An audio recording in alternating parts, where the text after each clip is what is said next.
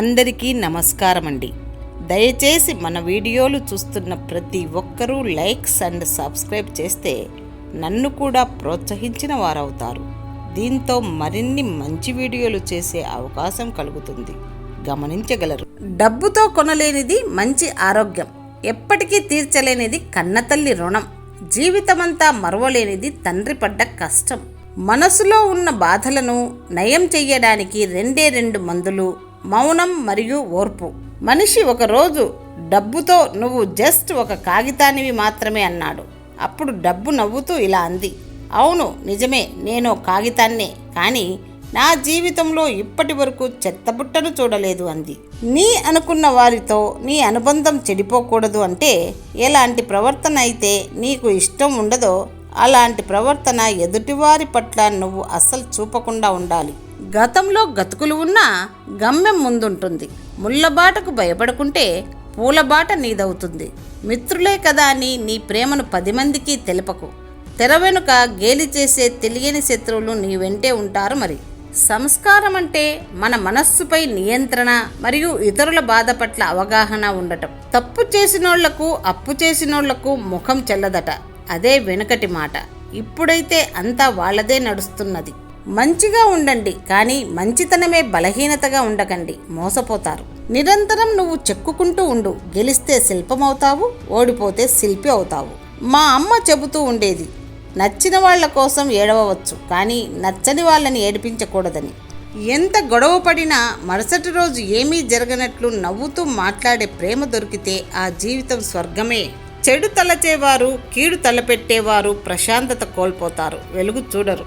మిద్దెలు మేడలకి కాపలా కాయవచ్చు, ధనానికి కాపలా కాయవచ్చు, మనసులకు కూడా కాపలా కాయవచ్చు, కానీ మనసులకు మాత్రము ఎవరూ కాపలా కాయలేరు మిత్రమా. లేనివాడినని ఎప్పుడూ బాధపడకండి, ఎందుకంటే ఉన్నవాళ్ళు పడే బాధల కంటే లేనివాళ్ళు పడే బాధలు తక్కువే. స్థానం నిలబడాలి, స్థాయి కనబడాలి, ఈ రెండూ ఉండాలంటే కష్టపడాలి. ప్రేమంటే ఒకరి చేతిలో మన చేతిని నమ్మకంతో ఉంచడం. కోపం, కోరిక, నాలుక, ఈ మూడింటిని అదుపులో ఉంచుకోవాలి. జీవితంలో ఏదైనా సాధించాలి అంటే ముందు ఓపికగా ఉండడం అవసరం. అలా ఉంటేనే విజయాలు మనల్ని చేరుతాయి. విమర్శలను దాటి ముందుకు వెళ్ళు. నిన్ను చూసి మురిగే వీధి కుక్కల యొక్క సరిహద్దు ఆ వీధి చివరే ముగుస్తుంది. మన వ్యక్తిత్వం ఎదుటివారిని కించపరచడంలో కాదు, వారికి సాయం చేయడంలో చూపాలి.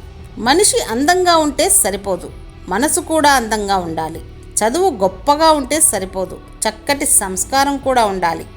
లైఫ్లో గెలవాలంటే ఎదురు చూడడం మానేసి ఎదుర్కోవడం మొదలుపెట్టు. కొందరి ప్రేమకు అలవాటు పడితే వారిని విడిచి బ్రతకడం, వారు చీకొట్టినా వాళ్ళని వదిలి ఉండడం చాలా కష్టం కదా. నాది అన్న భావనే నీ చేత ఏదైనా చేయిస్తుంది. ఒక్కోసారి మంచి చెడ్డ అన్న విచక్షణను కూడా మరిపిస్తుంది. తప్పుడు సంపాదన కానిది తక్కువైనా సంతృప్తిగానే ఉంటుంది. తప్పుడు సంపాదన అయినది తరగనంత ఉన్నా తృప్తి ఉండదు. కొన్ని సందర్భాలలో నిజాలు బయట పెట్టకుండా ఉండడం వల్ల బంధాలు పదిలంగా ఉంటాయి. ఈ జీవితం ఎవరికీ అందంగా చెక్కిన శిల్పం కాదు, దానిని మనమే అందంగా మలుచుకోవాలి. చెయ్యాలన్న తాపత్రయం ఉంటే ఏ పనైనా సాధ్యమే. ఇప్పుడెందుకులే అనే బద్ధకం ఉంటే ఏదైనా అసాధ్యమే. ఇతరుల కంటే మెరుగ్గా ఉండాలనుకోవడం కాదు, ఎప్పుడూ నీకంటే నువ్వు మెరుగ్గా ఉండటానికి ప్రయత్నించు.